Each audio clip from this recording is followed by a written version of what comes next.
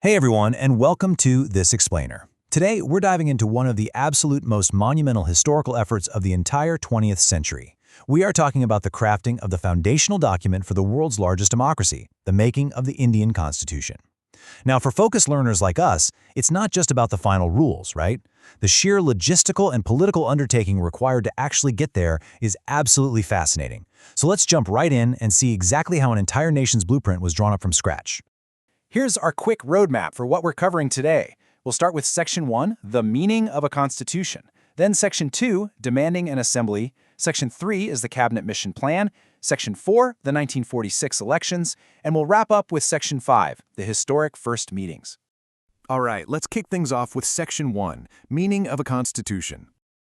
Before we get bogged down in all the specific dates and historical figures, we really need to step back and ask a pretty fundamental question. What exactly is a constitution, and why on earth does a society critically need one? Well, think of the Indian Parliament building, the ultimate seat of governance and power. A constitution is the literal bedrock that makes institutions like that even possible. It determines exactly who holds the decision-making power in a society, and it establishes the very framework of the government operating inside those walls. Without it, there's basically no agreed-upon set of rules for how a nation should be run. And you know, a constitution isn't just some dusty, static list of rules. Our source material defines it as a fundamental compilation of principles and laws designed to fulfill a society's aspirations. But here's the key takeaway. It acts as a living document. It actually matures and evolves right alongside society through things like amendments, treaties, and judicial interpretations. So it provides a real national, moral, and cultural identity. Plus, it acts as the ultimate protector of rights, like giving citizens the power to protect their fundamental rights through mechanisms like Article 32, all while setting very strict, necessary limits on what a government can actually impose on its people. Moving right along to Section 2, demanding an assembly. So how did Indians formally begin demanding the right to draft this massive blueprint themselves? Well, it definitely wasn't an overnight thing. It was actually a grueling 22-year journey of pure persistence.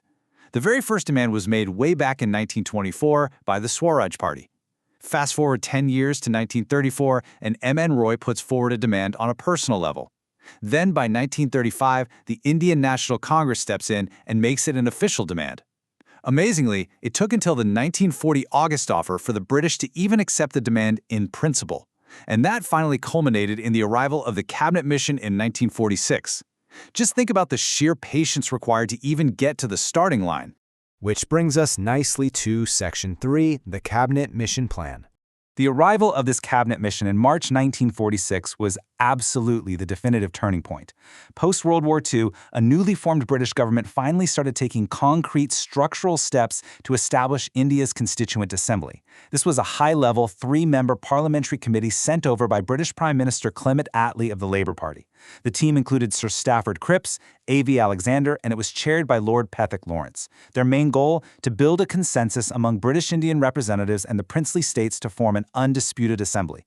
Now, a really historically significant point noted in our sources is that this mission formally rejected the Muslim League's demand for an immediate separate Pakistan. Their argument was that partitioning the country wouldn't actually solve the communal minority issues, simply because huge populations would still be left on either side of any new border. Okay, so here is the crucial logistical question. How do you fairly represent such a massive, diverse population? The cabinet mission went with a very stark mathematical approach: 1 million. Every single province would send representatives in proportion to their population, meaning one representative in the assembly was allotted for roughly every 1 million people. It was a purely mathematical way to try and ensure fair, proportional representation across the board. Based on that math, the plan proposed a structural breakdown of 389 total members for the assembly. Here's how that shakes out. 292 members elected from the 11 British Indian provinces, 93 seats reserved for the princely states, and 4 seats allocated to the chief commissioners' provinces. That's Delhi, Ajmer Meerut, Coorg, and British Baluchistan. It's really important to note here that the provincial reps were elected indirectly using a single transferable vote system, while the members from the princely states, they were just nominated directly by their rulers. So we're looking at an assembly that was partly elected and partly nominated. All right, let's look at Section 4, the 1946 elections. So the plan is set, the seats are allocated, and now it's time for the actual elections. In July and August of 1946, elections were held to figure out exactly who was going to sit in those 296 seats allocated to British India. Out of those 296 contested seats, the Indian National Congress secured a massive victory, taking 208 of them. The Muslim League won 73 seats, and a mix of smaller groups and independents took the remaining 15. The historical data shows us that this highly decisive victory by the Congress led to some very deep dissatisfaction within the Muslim League, which ended up changing the political atmosphere almost overnight. Now we have to look neutrally at what happened next, based directly on the historical records. Following these elections, the Viceroy proposed forming an interim government of 14 members. That was to be 6 from the Congress, 5 from the Muslim League, and 3 from other minorities. But when Jawaharlal Nehru was invited to form this government on August 12th, the Muslim League protested. In response, they declared August 16, 1946 as Direct Action Day. Tragically, this triggered severe communal riots across India, resulting in a massive, heartbreaking loss of life. In fact, the prominent leader Maulana Abu Kalam Azad historically referred to August 16th as a black day in Indian history. Finally, let's transition to Section 5, the historic first meetings. Despite all that political turbulence unfolding outside, the constitutional process simply had to begin. This remarkable historical photograph right here anchors us straight inside Constitution Hall in New Delhi. The Assembly officially started its critical work in December 1946, and it's actually amazing to think that from this very first meeting, it would end up taking 12 grueling sessions over several years, finally wrapping up on January 24, 1950, to get the job done. But those first few days, they were intensely focused on just establishing some basic order. Building day by day, there was just an incredible momentum to these early proceedings. Look at this. Step 1, December 9th, 207 members attend and sign the register. Step 2, December 10th, they immediately form a rules committee to govern how they'll operate. Step 3, December 11th, they elect their permanent leadership. And by Step 4, December 12th, they are already setting the stage to introduce the foundational philosophies of the document, the objective resolution, which gets fully presented the very next day. I mean, they established order and a philosophical direction in literally just 4 days. Let's zoom in a bit on the fascinating human details of that very first day, December 9th. Out of those 207 attendees, J.B. Kripalani proposed Dr. Sachidananda Sinha to take the seat as temporary chairman, and Frank Anthony stepped in as deputy chairman. But what's wonderfully detailed in our sources is that exactly 10 women members were present on that first historic day. This included absolute trailblazers like Sarojini Naidu, Durgabai Deshmukh, and Sucheta Kriplani.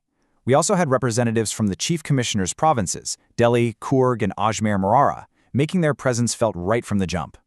By December 10th and 11th, the Assembly really cemented its permanent structure.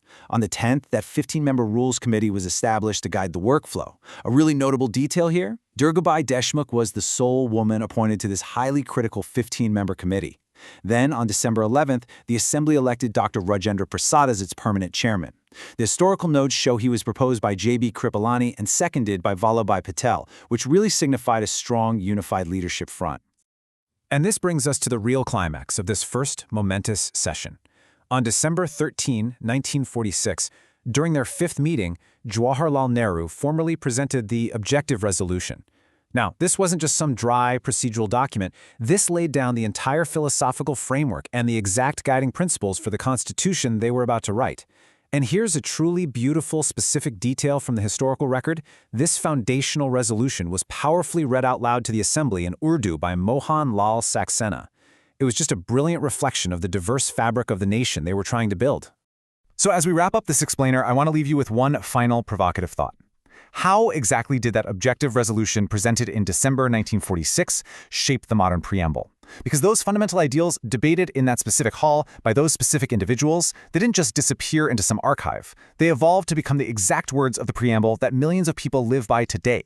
I highly encourage you to pull up the preamble yourself, compare it to the historical events we just covered, and really see the blueprint of a democracy with your own eyes. Thanks so much for learning with me today, and keep exploring.